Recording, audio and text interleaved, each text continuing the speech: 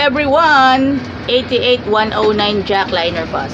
At sa pamamagitan nito, makakasama na natin yan, the Avenida Avengers, as the big respect and big prospect para sa ating lahat. Ito, may ilan sa mga videos na natin na i-upload na natin sa mga susunod pang mga episode. Avenida Avengers muna tayo. Dapat Correct ka ba? dapat totoo, dapat Baka may video na. yan, alam naman natin yan. Alam naman natin yan, dapat totoo. Mr. Unknown ako eh. O extra lang.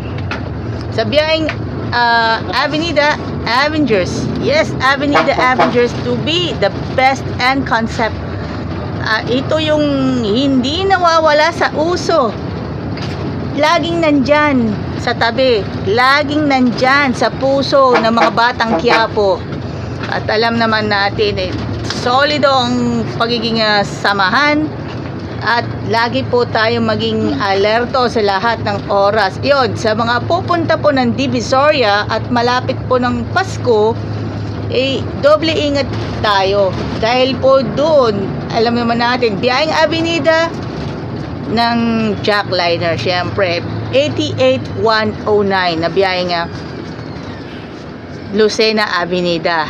Diyan nanggaling ang mga look-alike ni Coach Yengao sa katauhan ni Mr. Reynald Rapal. Andyan sila Ricky Guy, andyan Wala na si Guy, wala na si Rapal, nasa relax ka na. diyan nanggaling 88150, 88152 na ngayon yung look-alike ni Coach Yengao. At syempre, tayo po ay nagbagtas tayo sa Santo Tomas. Ayan, tayo po ay nagiging alerto po tayo sa lahat ng oras ngayon. Yan, sa mga wala pang trabaho, apply po kayo sa Jackliner, especially sa mga wala nang work dahil sa Pogo. Yung mga wala nang work dahil sa Pogo, maghanap naman kayo ng matinong trabaho. Syempre, saan kayo hahanap ng work? Dito na sa Jackliner, alam na this. Syempre, dito po sa garantisadong alagang Jack. Tayo po, ito po 100%, 100% garantisado. I-interviewin po kayo, mga kaibigan, ni Ma'am Mjid Cabriga. At sa lahat po ng mga taga-subaybay natin sa Facebook, YouTube, and of course sa X na dating Twitter. Ito, yung biyaheng Avenida 88109, serving for the nation sa lahat ng expertise. Hindi lang yun magiging sa sangkatauhan sa lahat ng mamamayang Pilipino, na tayo po ay magiging alerto po tayo. Ayan, at peace out, shout out muna tayo kay Kuya Erondelmo.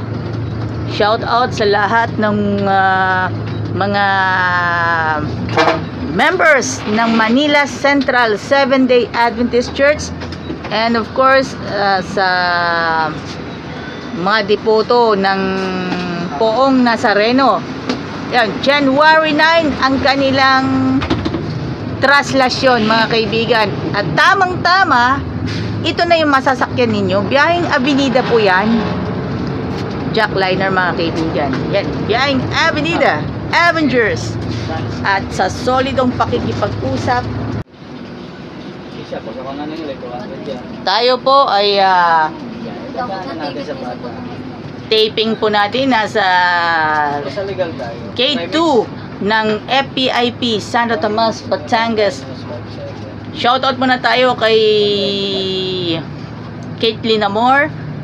Shoutout kay Kuya Marvin Buemio. Shoutout kay Kuya Felix Boquerin Jr. Sa lahat ng mga church members mula po sa Manila Central Seventh-day Adventist Church, at sa lahat na mga inspector at dispatcher here at Jackliner. Mabuhay po tayong lahat. Thank you very much. God bless. Thank you very much sa inyong lahat. Sakay na kayo sa Jackliner Bus mula Lucena hanggang Avenida Avengers. Siyempre, Batang Quiapo, approve! Ultimate shout out kay Kuya Ramil Almonte. Okay, sa mga kaibigan na po natin, si Boss Andy Recamara. Good morning po.